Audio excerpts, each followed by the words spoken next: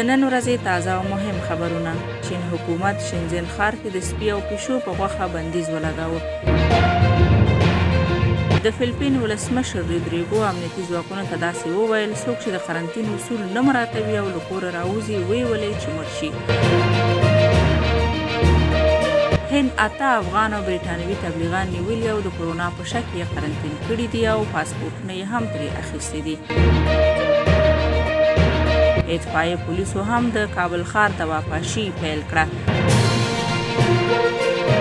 ولسمشر غني وایي نوې کابینه به مې ولسي ریښه، سیاسي وزن، ژمنتیا او د سیاسي مدیریت وړتیا ولري.